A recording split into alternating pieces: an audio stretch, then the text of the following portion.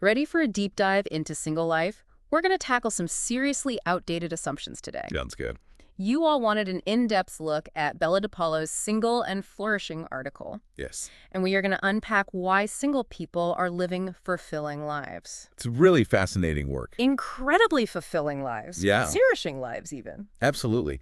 And it's amazing how these narratives that singlehood is negative run so deep in our culture. Yeah. They're so pervasive that we don't even see them a lot of the time. Yeah. But they have real consequences. It's like this underlying message that single people are just incomplete halves. Right. Just waiting around to be made whole. Exactly. And that's what DePaulo's work is so important. Yeah. It really digs into how couple-centric perspectives create a very limited view of what a good life looks like and argues that single people are often thriving outside of that box. I can already tell we're about to bust some myths wide open. Oh, yeah. So let's start with these deficit narratives that DePaulo talks Yeah. about. What are they and how do they impact single people? Well, think about it. Think about all the times you've heard phrases like settling down when someone gets married, Right. or the constant pressure to find the one. Oh, yeah. All these ideas stem from this couple-centric viewpoint that positions marriage as like the ultimate goal, Yeah. and being single is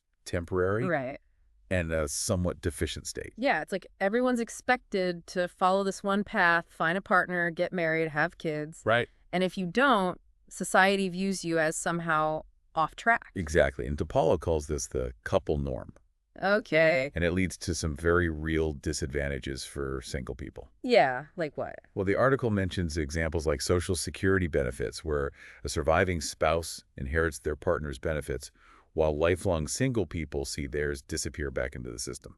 That doesn't seem fair at all. Yeah, it's like you're penalized for not being married. Right. Are there other examples of these disadvantages? Oh, there are tons of them. Embedded in our laws and policies, and even our social interactions. Wow.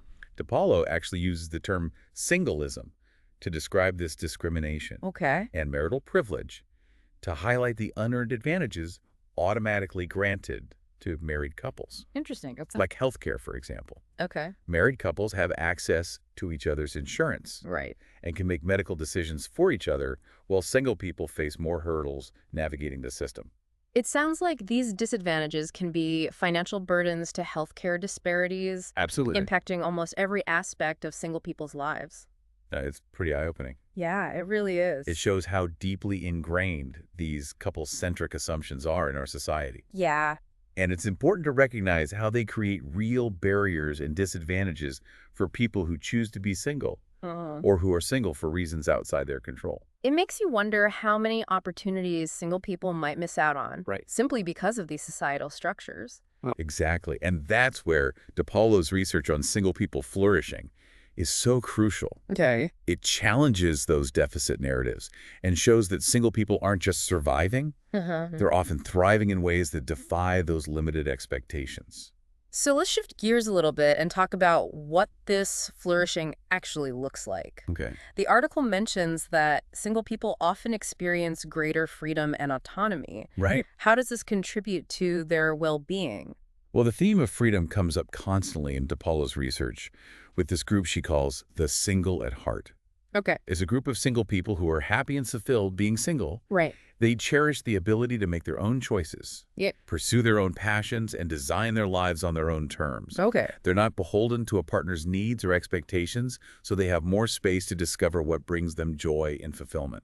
That sounds pretty liberating. It's like having the freedom to create a life that reflects who you are and what you value. Exactly. And this freedom allows single people to pursue what DePaulo calls a psychologically rich life. Okay. It's a concept that emphasizes personal growth, meaningful experiences, Right. and diverse interests. Gotcha. For example, one of the single at heart participants that DePaulo interviewed is a woman who travels the world solo, Wow. immersing herself in different cultures and challenging herself in ways she might not if she was part of a couple. Right. Another participant spends his free time photographing moths and beetles, Interesting. a passion he might not have been able to fully explore if he were dividing his time and energy with a partner. These examples really challenge the stereotype of single people being lonely and unfulfilled. They too. They're forging their own paths, Right. pursuing their passions, creating lives filled with rich and diverse experiences. Oh, yeah. It's inspiring. Yeah, and it highlights the fact that a fulfilling life doesn't have to look a certain way. Right. It's not about following a prescribed path, but about treating a life that feels authentic and meaningful to you.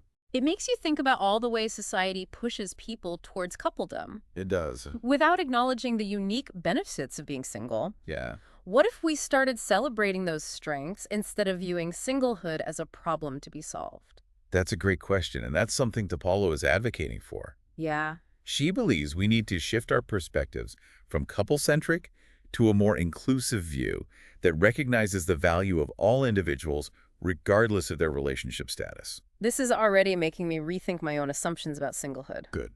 So what other surprising findings did DePaulo uncover about how single people flourish? Well, one of the most interesting findings is how single people often develop a remarkable can-do attitude and a diverse set of skills Interesting. because they're often solely responsible for managing their lives. Right. They learn to be resourceful, independent, and adept at handling a wide range of tasks. It makes sense. If you're used to managing everything from finances to home repairs on your own, you're probably going to be more self-reliant.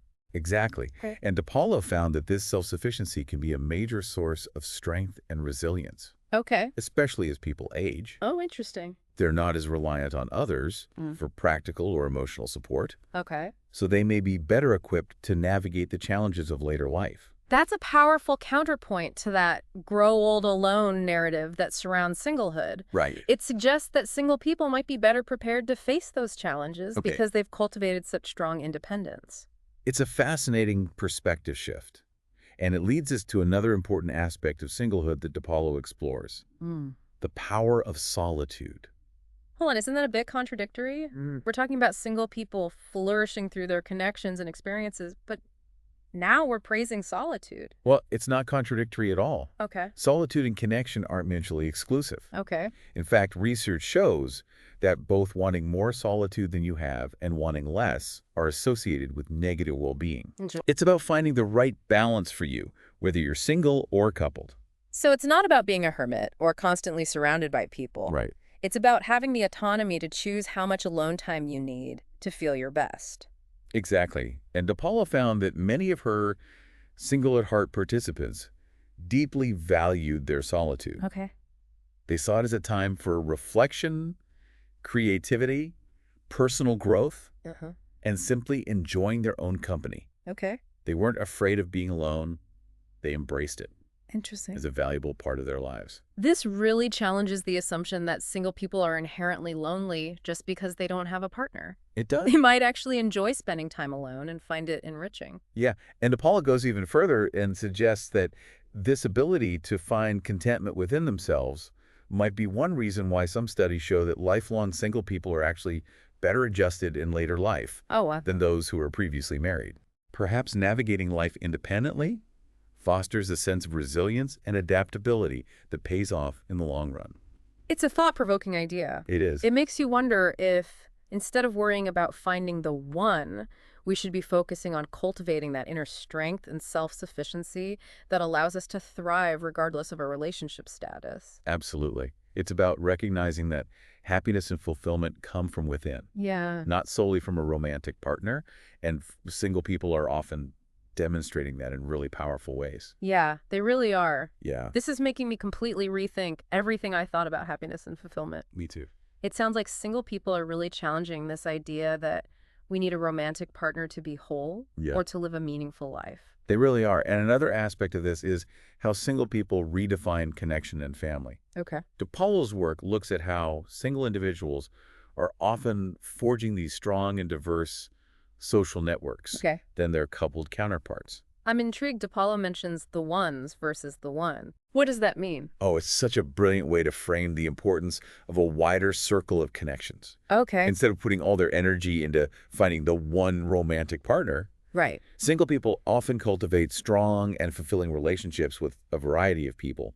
Friends, family mentors, colleagues, even chosen family members. So it's not just about romantic love. No. It's about recognizing the value of all these different types of relationships Yeah. and how they all contribute to our well-being. Yes, and research backs this up. Okay. Studies have shown that single people are often more attentive to their social networks than coupled people. Okay. They tend to spend more time with friends and family, offer more support, and are generally more engaged in their communities. That's interesting. Why do you think that is? Well, DePaulo suggests that marriage can be quite greedy Okay. in terms of time and energy. Right. Couples turn inward, focusing on their relationship, Uh-huh. which can lead to a decline in their broader social engagement. Yeah. It makes sense if you have a partner to rely on for everything, you might become a little more insular. Right. Single people, on the other hand, have to actively cultivate this wider support network, Yeah, which could be a strength. exactly. Right. It's about recognizing that a fulfilling life is about more than just one relationship. Right. It's about nurturing a web of connections that provide support, companionship, and a sense of belonging. So instead of seeing singlehood as like a social deficit, Yeah, maybe we should see it as an opportunity to build stronger and more diverse connections. I like that. Yeah. Yeah. It's a different way of thinking about relationships. It really is. And this also extends to how we define family. Yes. DePaulo challenges that narrow definition of family as solely a nuclear unit, parents and children, Right. and highlights how single people often have these broader, more inclusive concepts of family. Yeah. My single friends often talk about their chosen families, Yes. like close friends who are like family to them. Mm. Exactly. And DePaulo's research shows that single people might include close friends, mentors, colleagues, even beloved pets as part of their core support system. Okay. They're creating families based on love, shared values, and mutual support, Right. regardless of legal or biological ties. This really resonates with the research on chosen families, It does. particularly within the LGBTQ plus community. Yeah. When biological families weren't accepting, people created their own families based on love and shared experiences. Right. It's a powerful testament to the human need for connection and belonging. Yeah. We create families wherever we find love and support, Right. and that's something to be celebrated. Not stigmatized. Exactly. So it sounds like single people are pushing the boundaries of what it means to be a family, They are. creating more inclusive and diverse structures that challenge traditional norms. Yeah. And DePaulo points out that single people, especially those without children, often play important roles in their extended families too. In what way? Well, they might be the ones who step up to care for aging parents, Yeah. Okay. provide support to siblings or nieces and nephews, Right. or become mentors to younger generations. No. Their contributions are often overlooked, Yeah. but they can be incredibly significant Yeah. in strengthening family bonds and providing care and support. It's a reminder that family isn't just about blood ties. Exactly. It's about the people who show up for us, Right. the people we can rely on, Yes. and the people who enrich our lives. And those connections can be just as strong and meaningful, Yeah. if not more so, for single people who often have the freedom and flexibility to nurture those relationships in really unique ways. So we've talked about the freedom and autonomy single people often experience, Right. the strong and diverse social networks they cultivate, Yeah. and the more inclusive ways they define family. Uh-huh. What other aspects of single life contribute to this idea of flourishing? Well, DePaulo also looks at how single people experience intimacy and love, Okay. and challenges that very narrow definition that often gets equated with romantic and sexual relationships. It feels like our culture has this very limited view of intimacy. It does. Like if you're not partnered up and having sex, you're somehow missing out on real connection. Right, it's such a prevalent assumption. Yeah. But DePaulo argues that this definition is way too limited. Okay. She emphasizes the importance of recognizing different forms of intimacy, Yeah. Fair. platonic, familial, communal, and even the intimacy we experience through our creative pursuits Right. or our connection to nature. That makes sense. We often forget about the deep intimacy we can experience with friends or family, Right. or even the intimacy we can cultivate through our passions and hobbies. Exactly. And in her research, DePaulo found that the single at heart participants described intimacy in terms of emotional sharing, deep conversations, acts of service, Okay. and the love they felt for their friends. Family, pets, and passions, Right. they were experiencing intimacy in a multitude of ways, Yeah. not just through the lens of romantic love. It's a reminder that intimacy isn't this one-size-fits-all concept. It can look so many different ways and be equally valid and enriching. Exactly. And this expansive view of intimacy also extends to how we think about love. Right. The article talks about how a single-centered approach to love encompasses far more than just romantic love. It does. It's about recognizing the value of platonic love, familial Yeah. love, the love we have for our friends, communities, and even ourselves. Yeah. DePaulo gives the example of one participant who describes feeling deep love for her family, chosen family students, pets, and creative work. It's a beautiful example of how love can be so many different things It is. and still be valid and fulfilling. Yeah, Makes you realize how limiting it is to only think about love in romantic relationships. absolutely. And this broader perspective on love can be incredibly liberating. Yeah. It allows us to appreciate and celebrate the many sources of love in our lives, regardless of our relationship status. This deep dive is really opening my eyes to the richness and complexity of single life. Good. It's so much more than waiting for a partner. It's about creating a life that is meaningful and full of connection and purpose on your own terms. And that's a message that needs to be heard more widely. It does. We need to move beyond these outdated stereotypes Yeah. and recognize that singlehood can be just as fulfilling and joyful a path as any other. I completely agree. This has been so enlightening so far. Right. What else did DePaulo find in her research that challenges our assumptions about singlehood? Well, she also addresses those studies that claim married people are happier and healthier. Okay. It's an area where couple-centric biases can really skew the research and lead to misleading conclusions. That's interesting. I've definitely heard those claims before. Oh, yeah. I'm curious to hear how DePaulo challenges them. Well, she points out that many of these studies have methodological flaws that create a bias towards marriage. Interesting. For instance, some studies compare currently married people to never married individuals, Okay. without accounting for those who were previously married but are now divorced or widowed. So they're leaving out a huge group of people Exactly. whose experiences don't fit that marriage equals happiness narrative. Right, and even in longitudinal studies that follow people over time, Okay. many only focus on those who stay married, Right. further skewing the results. Yeah, it's like saying a medication is a miracle cure, Uh-huh. but you're only looking at the people who didn't have side effects and never stopped taking it. Exactly. You'd have a very incomplete picture of how effective that drug really is. Right. And DePaulo uses this brilliant analogy to illustrate this. She calls it the magic pill analogy. Okay. Imagine a drug trial where a lot of participants find the drug intolerable Okay. and they drop out. Right. But the researchers only focus on those who stay on the drug Okay. and report feeling better. Right. They conclude that the drug is incredibly effective, but they're ignoring everyone who couldn't tolerate it. Right, or who didn't experience the benefits. Exactly. Okay, that's a really powerful way to show how these research biases Yeah. can lead to misleading conclusions about marriage and happiness. DePaulo's point is that we can't make sweeping claims about marriage, making everyone happier and healthier, Right. without acknowledging the experiences of those who didn't have positive experiences or chose to leave those relationships. So it's recognizing that just because two things happen together Yeah, doesn't mean one caused the other. exactly. Just because some married people are happy and healthy Right. doesn't mean marriage is the reason they're happy and healthy. Like there's so many other factors that could be at play. Exactly. And DePaulo argues that we need to look at this research with a more critical eye, Mm-hmm. taking into account those methodological flaws Right.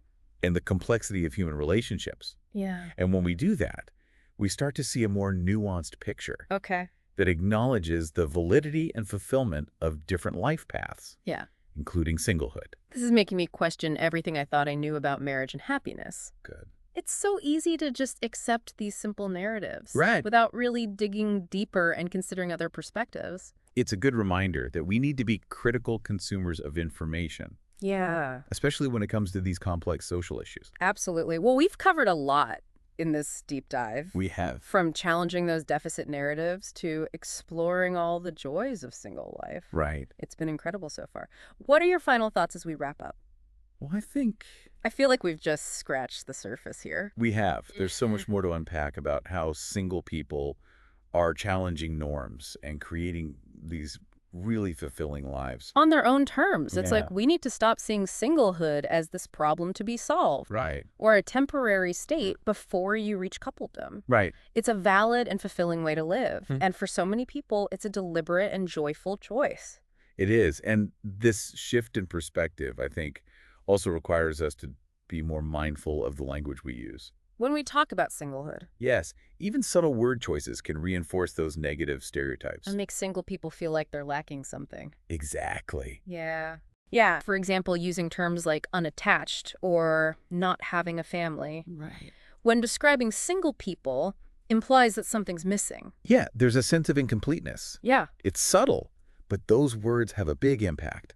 they do. They perpetuate the idea that something is wrong if you're not part of a couple. Right. We need to stop defining people by what they don't have Yes. and start focusing on what they do bring to the table. Exactly. Let's celebrate their independence, their resilience, Yeah. their diverse skills, their strong social connections, Yeah. and the unique ways they experience intimacy, love, and family. Absolutely. And by shifting our language and our perspectives, Yeah. we can start to create a more equitable society for everyone. Regardless of relationship status. Exactly. It's about recognizing that a fulfilling life doesn't have to look a certain way. Right. There's no one right way to live. Right. Singlehood is just as valid as any other path. Absolutely.